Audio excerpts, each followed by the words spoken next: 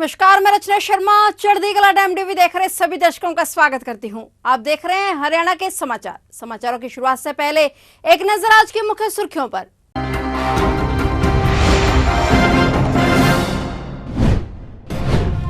देश भर में आज धूमधाम से मनाई गई बाबा साहेब भीमराव अंबेडकर की जयंती। नेताओं ने बाबा भीमराव अंबेडकर को पुष्प अर्पित किया नमन। अंबेडकर जयंती पर इन परिस्थितियों के लिए बाबा साहेब से माफी मांगे कांग्रेस। हरियाणा के पूर्व वित्त मंत्री कैप्टन अभिमन्यु ने कांग्रेस पर साधा निशाना। जय भारत सत्याग्रह एवं संविधान बचाओ रैली के माध्यम से भूपेंद्र हुड्डा का शक्ति प्रदर्शन। पूर्व सीएम हुड्डा का रैली के माध्यम से शक्ति प्रदर्शन।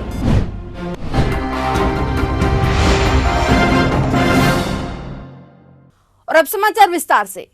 करनाल में बाबा भीमराव अंबेडकर जयंती बड़े ही हर्षोल्लास के साथ मनाई गई। भाजपा अनुसूचित जाति मोर्चा के प्रदेश महामंत्री और वरिष्ठ नेता अमरनाथ सौदा ने कहा कि बाबा भीमराव अंबेडकर की जयंती प्रदेश ही नहीं बल्कि देश और पूरे विश्व में मनाई जा रही है। उन्होंने कहा कि बाबा भीमराव अंबेडकर ऐसे महान व्यक्तित्व वाले थे जिन्हें 9 भाषाओं का ज्ञान था। बाबा साहेब ने अपने जीवन में 32 डिग्रियां प्राप्त की। उन्होंने समाज में जागरूकता लाने का काम किया। उन्होंने सभी को बाबा साहेब के बताए हुए मार्ग पर चलकर देश हित में कार्य करने की अपील की। डॉक्टर भीमराव अंबेडकर की 132वीं जयंती है, जिसको कि पूरे प्रदेश में ही नहीं और देश में ही नहीं बल्कि पूरे विश्व में बड़े हर्षोल्लास के साथ मनाया जाता है। बहुत लोगों में खुशी होती है क्योंकि आज उस महामानव का जन्म दिवस है जिन्होंने जिनको 9 भाषाओं का ज्ञान था और जिन्होंने अपने समय में 32 डिग्री, आज तक ही मुझे लगता है उनका रिकॉर्ड कोई तोड़ नहीं पाया होगा, इतनी उनके पास डिग्रियां थी। लेकिन डॉक्टर ऑफ साइंस की जो डिग्री होती है जो 8 साल में पूरी की जाती है, बाबा साहब ने केवल मात्र वो 2.5 साल में डिग्री पास की थी।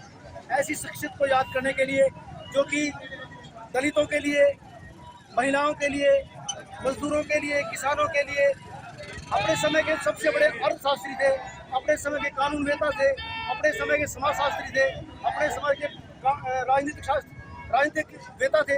तो ऐसे महामानव को हम याद करके आज कोशिश करते हैं कि अपने जीवन में उनका कुछ ना कुछ अंश लेकर आएँ और समाज के और सभी देश के वासियों के प्रदेश के वासियों से निवेदन करते हैं कि बाबा साहब को फॉलो करें, शिक्षा को ग्रहण करें और जो मंत्र उन्होंने शिक्षा को लेकर के आगे बढ़ने का हमें दिया था उसको अपनाएं। हरियाणा में राजनीतिक दौर आजमाइश का दौर शुरू हो गया है, जहां एक तरफ हरियाणा के मुख्यमंत्री जनसंवाद कार्यक्रम के तहत गांवों में जाकर लोगों से जुड़ने की कोशिश कर रहे हैं, वहीं दूसरी तरफ कांग्रेस ने हाथ से हाथ जोड़ो कार्यक्रम के बाद शुक्रवार को सोनीपत में एक विशाल रैली का आयोजन किया। यह रैली आने वाले चुनाव के मद्देनजर कांग्रेस के लिए अहम मानी जा रही है। भीमराव अंबेडकर की जयंती के अवसर पर कांग्रेस द्वारा सोनीपत में जय भारत सत्याग्रह एवं संविधान बचाओ रैली का आयोजन किया गया। इस रैली के माध्यम से पूर्व मुख्यमंत्री भूपेंद्र सिंह हुड्डा ने अपना शक्ति प्रदर्शन भी किया। रैली के माध्यम से भूपेंद्र हुड्डा ने सत्ता की भाजपा और जसपा को निशाने पर लिया। बता दें कि कांग्रेस पार्टी द्वारा आयोजित इस महारैली में मुख्य अतिथि के रूप में पूर्व सीएम भूपेंद्र हुड्डा के अलावा कांग्रेस प्रदेश प्रभारी शक्ति सिंह गोयल, हरियाणा प्रदेश कांग्रेस कमेटी के अध्यक्ष उदयवान, राज्यसभा सांसद दीपेंद्र सिंह हुड्डा ने भी रैली में अपना संबोधन दिया। वहीं इस महारैली को कांग्रेसियों द्वारा ऐतिहासिक बताया जा रहा है। उनके पास 32 तो डिग्री थी और 9 भाषाओं के ज्ञाता थे। वो जो संविधान लिखा गया उसकी ड्राफ्टिंग कमेटी के अध्यक्ष थे और संविधान कब लिखा, कैसे लिखा, क्यों लिखा, ये हमारे को सोचना है। इस संविधान को बनाने के लिए लोगों ने आज़ादी की लड़ाई लड़ी, हमारे बुजुर्गों ने, और बहुत सारे जो हमारे आज़ादी की लड़ाई जिन्होंने लड़ी, कुर्बानियां दी, उनके नाम और गांव पता है। लेकिन लाखों आदमी ऐसे भी हैं जिन्होंने अपनी जान कुर्बान कर दी देश के लिए, इन्होंने गांव और नाम नहीं पता हमारे को। उन लोगों की कुर्बानी याद करो, उनका क्या नतीजा निकला। देश आज़ाद हुआ और देश के प्रमुख जो स्वतंत्रता सेनानी थे, डॉक्टर राजेंद्र प्रसाद जो अध्यक्ष थे कॉन्स्टिट्यूंट असेंबली के, डॉक्टर बाबा साहब आम्बेडकर जो चेयरमैन थे, पंडित जवाहरलाल नेहरू, मौलाना आजाद, सरदार पटेल, कितने ही नाम ऐसे गिनो आप पूरे देश में। और भाई मेरे स्वर्गीय पिताजी, आपके बुजुर्ग चौधरी रणबीर सिंह, ये संविधान सभा में बैठे और बड़े लंबे चौड़े बात करके पूरी दुनिया के संविधानों को देखकर ये संविधान तैयार किया। और क्यों किया ये संविधान? कैसा संविधान है हमारा? हमारा संविधान ऐसा है जो इस देश को बनाए रखेगा। अंग्रेजों की तो चाल थी, एक देश के 2 टुकड़े कर दिए थे, लेकिन हमारे बुजुर्गों ने, संविधान निर्माताओं ने ये संविधान दिया, डॉक्टर अंबेडकर ने, कि ऐसा संविधान हम देश को देके जा रहे हैं। अगर ये संविधान कायम रहेगा तो हमारा देश भी कायम रहेगा।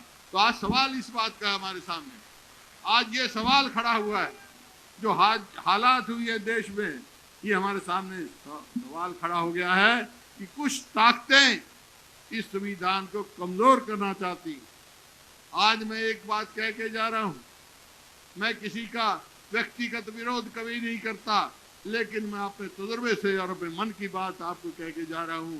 अगर हमारा संविधान नहीं रहा, संविधान कमजोर हो गया, तो देश भी नहीं रहेगा, ये परिस्थिति होगी। हम तो कितने राजे रजवाड़े इकट्ठे करके देश बनाया और संविधान बनाया। ये संविधान क्या है भाई? संविधान में क्या है?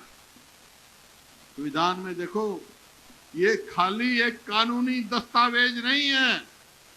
डॉक्टर अंबेडकर ने भी कहा ये कानूनी दस्तावेज नहीं है, ये खाली कानूनी नहीं, ये सामाजिक दस्तावेज भी है, ये आर्थिक दस्तावेज भी है, ये समाज की समानता भी लाता है, ये आर्थिक समानता भी लाता है। ये ऐसा है। इस संविधान के अंतर्गत ही तो हम अधिकार है, एक गरीब से गरीब आदमी को भी 1 वोट और देश के बड़े से बड़े आदमी को भी 1 वोट। और वोट का अधिकार क्या है? अपने तुम्हारा कौन सरकार होगी, कौन सी सरकार होगी, उसका चुनने का अधिकार है। ये संविधान तो है। संविधान ही तो आपको आर्थिक समानता देगा। संविधान ही तो आज जो है, जो देश जात पात में बर्बाद हो रहा था, जो देश धर्म की लड़ाई लड़के 2 देश हो गए, जबकि आजादी की लड़ाई में 36 बिरादरी सारे धर्मों ने लड़ाई लड़ी। आप देख लो, जब देश आजाद हुआ, तो आज अगर वही देश अपना मजबूत रखना है तो इस संविधान को भी मजबूत रखना है। आप देखते हैं, आप देख रहे हैं आज क्यों सवाल उठाए। आज हमारे जो प्रदेश भर की मंडियों में गेहूं की खरीद हो रही है। अब सरकार ने लस्टर लॉस की समस्या का जिम्मा भी अपने ऊपर ले लिया है और साफ कह दिया है कि किसान की गेहूं का दाना दाना खरीदा जाएगा। भवानीखेड़ा तरावड़ी अनाज मंडी में कृषि मंत्री जेपी दलाल ने दौरा किया और व्यवस्था का जायजा लिया। इस दौरान उन्होंने कहा कि इस बार उम्मीद है कि करनाल जिले में गेहूं की पैदावार पहले से अधिक देखने को मिलेगी और यहां तो चमक की भी समस्या नहीं है और जहां जहां गेहूं में चमक की समस्या है या दाना टूटा हुआ है, हम उस गेहूं को भी खरीदेंगे। उन्होंने कहा कि जैसे जैसे खरीद होगी वैसे ही किसानों के खाते में पेमेंट डालने का प्रयास किया जाएगा। कलायत विधानसभा के राजौत खंड के गांव मंडवाल में बैसाखी पर्व को मनाने के लिए राज्य मंत्री कमलेश ढांडा ने शिरकत की और 8 करोड़ 15 लाख रुपए की राशि से मंजूर विकास कार्यों के जल्द टेंडर लगवाने के निर्देश दिए। इस दौरान उन्होंने कहा कि विकास कार्यों को बरसाती मौसम आने से पहले पूरा करें ताकि आमजन को इसका पूरा लाभ मिल सके। वहीं राज्य मंत्री कमलेश ढांडा ने प्रधानमंत्री आवास योजना के पात्र परिवारों को पहली व दूसरी किश्त खाते में भेजते हुए शुभकामनाएं दी। 914 पात्र परिवारों को इस योजना के तहत चिन्हित करके 913 लाख रुपए की राशि भेजी जा चुकी है। वहीं उन्होंने सफाई व्यवस्था को पुख्ता करने के निर्देश दिए और सुधार के लिए 25 लाख की राशि ट्रैक्टर ट्रॉली, 2 टिपर और 15 ट्राईसाइकिलें भी सौंपी। आज राजौत नगर पालिका में जो हमारे माननीय प्रधानमंत्री नरेंद्र मोदी जी का और मुख्यमंत्री जी का सपना है कि सबको आवास मिले, तो उस योजना के प्रधानमंत्री आवास योजना के तहत आज 86 परिवारों को ये आज किस्त मिली है। और पहले भी मैं आई हूँ, पहले भी काफ़ी मतलब किस्तें मिली हैं और आज भी 86 को मिली है। तो पहली है और दूसरी है और आगे भी 15-16 तारीख को किस्त आने वाली, तो उसमें बहुत सारा हमारे लाभार्थी को इसका लाभ मिलेगा। तो कुछ आज गाड़ियों को हरी झंडी दिखाकर सौंपी गई हैं गाड़ियां, इस बारे कहेंगे। देखिए, राजौत गांव में सफाई को ध्यान में रखते हुए आज नगर पालिका की तरफ से एक ट्रैक्टर और 2 टिप्पर और 15 जो ये कूड़ा उठाने वाली रिक्शा है तो उनको हरी झंडी दिखाई गई है। और गांव को इसका फ़ायदा होगा, साफ सफाई होगी और जहाँ भी कूड़े का ढेर लगे हैं और जो जहाँ पर जरूरत है उसको उठाने का काम करेंगे और इससे गांव का सुधार होगा, साफ सफाई। अंबेडकर जयंती पर इन परिस्थितियों के लिए बाबा साहिब से माफी मांगे कांग्रेस। हरियाणा के पूर्व वित्त मंत्री कैप्टन अभिमन्यु ने कांग्रेस पर साधा निशाना। जी हां, हरियाणा के पूर्व वित्त मंत्री कैप्टन अभिमन्यु ने जहां संविधान निर्माता बाबा साहेब भीमराव अंबेडकर जी को उनके जन्मदिन पर श्रद्धा के फूल चढ़ाए, वहीं कांग्रेस पर भी बड़ा हमला बोला। कांग्रेस की ओर से सोनीपत में की जा रही संविधान बचाओ महारैली पर तंज कसते हुए उन्होंने कहा कि संविधान निर्माता बाबा साहेब डॉक्टर भीमराव अंबेडकर जी की जयंती पर कांग्रेस को बाबा साहेब से माफी मांगनी चाहिए। चंडीगढ़ में अपने निवास स्थान पर पत्रकार वार्ता करते हुए कैप्टन अभिमन्यु ने कहा कि अगर कांग्रेस पार्टी देश पे अपने काले अध्याय पर कुछ पश्चाताप करना चाहती है तो उन्हें उन परिस्थितियों के लिए माफी मांगनी चाहिए जिसके कारण बाबा साहेब को कांग्रेस छोड़नी पड़ी। संविधान के उलट जाकर चुनी हुई सरकारों को बर्खास्त करते हुए देश में अकारण एक राजनीतिक परिवार के स्वार्थ के लिए इमरजेंसी लगाने, जम्मू कश्मीर में संविधान में धारा 370 को जबरदस्ती एक्सटेंशन करने, कश्मीरी पंडितों के नरसंहार और आतंकवाद को अपने राजनीतिक फायदे के लिए इस्तेमाल करने जैसी गलतियों के लिए उन्हें माफी मांगनी चाहिए। कांग्रेस को आज के दिन एक बात जरूर करनी चाहिए, स्वर्गीय डॉक्टर बाबा साहब भीमराव अंबेडकर जी से माफ़ी जरूर मांगनी चाहिए। अगर कांग्रेस पार्टी देश के इतिहास में अपने काले अध्याय उनके ऊपर कुछ पश्चाताप करना चाहती है तो उनको उन परिस्थितियों के लिए माफ़ी मांगनी चाहिए जिनके कारण से बाबा साहब अंबेडकर जी को कांग्रेस पार्टी को छोड़ना पड़ा था। कांग्रेस पार्टी को देश के संविधान निर्माता के जन्मदिन के दिन उन बातों के लिए माफ़ी मांगनी चाहिए कि उन्होंने चुनी हुई सरकारों को कितनी बार असंवैधानिक तरीके से बर्खास्त करने का काम किया था। कांग्रेस पार्टी को आज संविधान निर्माता के जन्मदिन के दिन देश में अकारण केवल राजनीतिक एक परिवार के स्वार्थ के हेतु इमरजेंसी लगाने का जो पाप किया था उस बात के लिए माफ़ी मांगनी चाहिए। कांग्रेस को देश की राजनीति के अंदर जम्मू कश्मीर भारत के संविधान में अनुच्छेद 370 जबरदस्ती एक्सटेंशन करते चले जाना और लाखों कश्मीरी पंडितों को एक जीनोसाइड का शिकार होकर के, नरसंहार का शिकार होकर के पलायन करने को विवश हो जाना, उन परिस्थितियों के निर्माण के लिए माफ़ी मांगनी चाहिए कि संविधान का अनुच्छेद 370 पहले क्यों नहीं समाप्त किया। कांग्रेस को देश में नक्सलवाद, आतंकवाद को जिस प्रकार से कांग्रेस अपनी राजनीति के कारण से बढ़ावा दिया उस बात के लिए माफ़ी मांगनी चाहिए। 70 के दशक में गरीबी हटाओ का नारा दे करके वोट लिए लेकिन गरीबी बढ़ती चली गई, इस बात के लिए कांग्रेस को माफ़ी मांगनी चाहिए। अंबाला शहर में पासपोर्ट ऑफिस के बाहर लोगों ने खूब हंगामा किया। 14 अप्रैल अंबेडकर जयंती होने के कारण दफ्तर बंद था लेकिन लोगों को 14 अप्रैल की अपॉइंटमेंट दे रखी थी और लोगों को अंबेडकर जयंती के बारे में सूचित भी नहीं किया गया था, जिसके बाद गुस्साए लोगों ने प्रशासन के खिलाफ जमकर नारेबाजी की। उनका कहना था कि वो काफी दूर दराज के इलाकों से आए हैं। उन्होंने कहा कि अभी तक कोई भी उनसे बात करने के लिए नहीं आया है। अंबाला शहर पासपोर्ट दफ्तर के बाहर कुछ लोगों ने हंगामा कर दिया। मामला इतना बढ़ गया कि पुलिस प्रशासन को पहुंचना पड़ा। लोगों ने आरोप लगाया कि पासपोर्ट बनवाने के लिए अपॉइंटमेंट बार बार कैंसिल की जा रही है। लोग दूर दूर से अपॉइंटमेंट के लिए पासपोर्ट ऑफिस आते हैं तो कई बार पासपोर्ट ऑफिस के बाहर पहुंचने पर मोबाइल में मैसेज आता है कि आपकी अपॉइंटमेंट कैंसिल हो गई है। पासपोर्ट ऑफिस के बाहर नारेबाजी कर रहे लोगों ने बताया कि 14 अप्रैल की अपॉइंटमेंट दी गई थी लेकिन जब पासपोर्ट ऑफिस पहुंचे तो दफ्तर बंद पड़ा था, किसी की कोई जानकारी नहीं दी गई।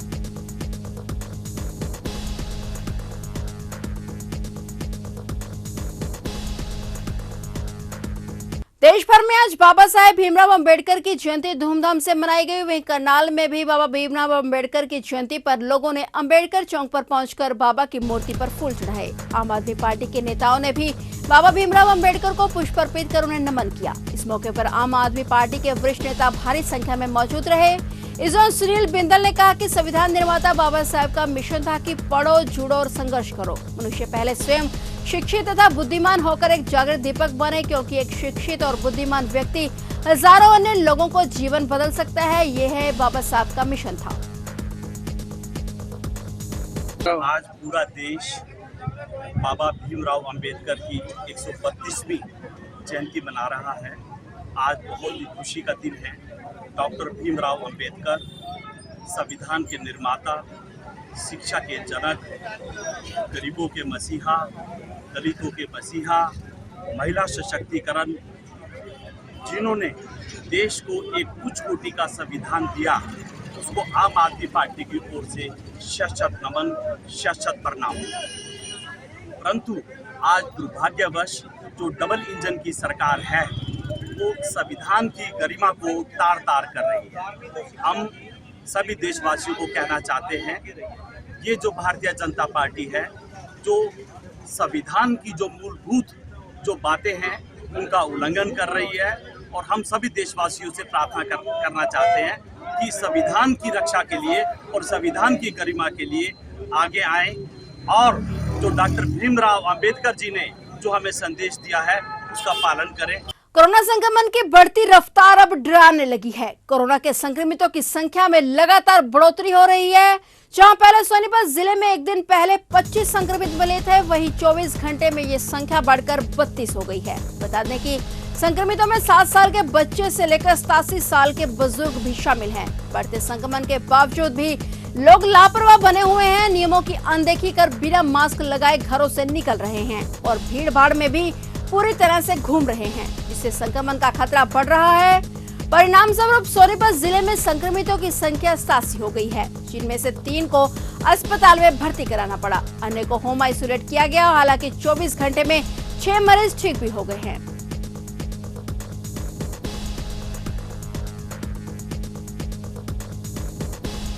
मांगों को लेकर राष्ट्रीय जन ग्रामीण स्वास्थ्य कार्यकर्ताओं की प्रदेश स्तरीय बैठक करनाल की कर्ण पार्क में आयोजित की गई, जिसमें प्रदेश भर के राष्ट्रीय जन ग्रामीण स्वास्थ्य कार्यकर्ताओं ने भाग लिया। बैठक की अध्यक्षता प्रदेशाध्यक्ष बनारसी दास ने की। उन्होंने कहा कि 1977 में केंद्र सरकार के स्वास्थ्य विभाग ने ग्रामीण स्तर पर जन जन तक सेवाएं पहुंचाने के लिए राष्ट्रीय जन ग्रामीण स्वास्थ्य कार्यकर्ताओं को भर्ती किया था। इसमें 1000 आबादी के पीछे एक कर्मचारी भर्ती किया गया था। इसमें उन्हें 6 महीने प्रशिक्षण दिया गया था। प्रशिक्षण के दौरान उन्हें 150 रुपए भत्ता दिया गया था। उसके बाद उन्हें 5.5 रुपए प्रति माह वेतन दिया जाने लगा। बनारसी दास ने कहा कि लगातार 20 साल तक उन्होंने अपनी सेवाएं दी, लेकिन उन्हें बिना कोई नोटिस के नौकरी से हटा दिया गया। उनकी मांग है कि उन्हें रिटायरमेंट देकर पूरा वेतनमान दिया जाए। उन्होंने ये भी कहा कि यदि सरकार ने उनकी मांग पूरी नहीं की तो वह सड़कों पर उतरने पर मजबूर होंगे।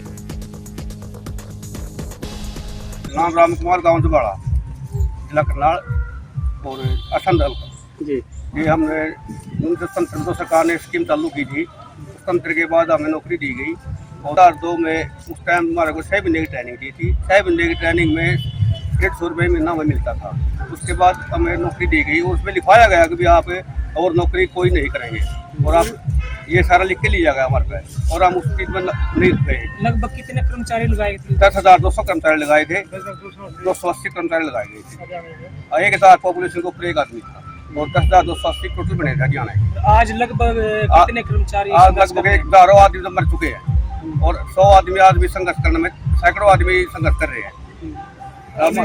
हमारी मुख्य मांगे है कि तो हमारी सैलरी दिलाई जाए, घर में एक नौकरी दिलवाई जाए और हमारे को जो पेंशन का बनता है पैसा वो पेंशन दिलवाई जाए और पेंशन दी जाए। जो हमारा रिटायरमेंट का पैसा बनता है वो दिया जाए। 2 आदमी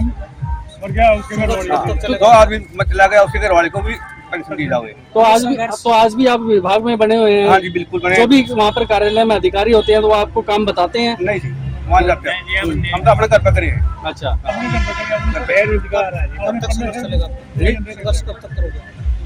अब संघर्ष आपका अब संघर्ष तब रहेगा। संघर्ष ये हमारा, या तो सरकार हमें 3 महीने के अंदर ये पैसा दे दे। अगर सरकारी नौकरी हमें नहीं देती तो प्रत्येक कर्मचारी को 1 करोड़ रुपया दे।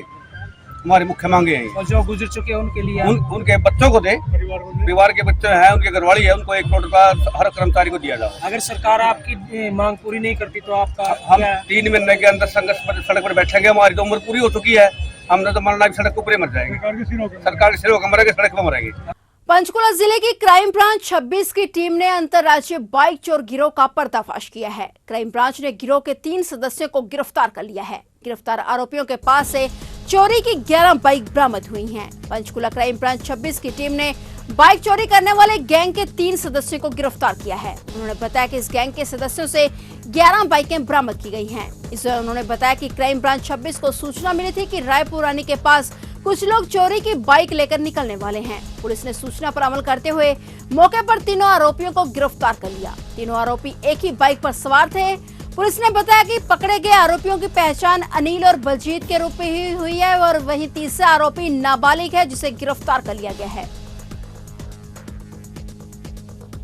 तो ये थे हरियाणा के समाचार और नए समाचारों के साथ फिर से हाजिर होंगे। तब तक के लिए देखते रहिए चढ़ती कला टाइम टीवी और अब मुझे दीजिए इजाजत। धन्यवाद।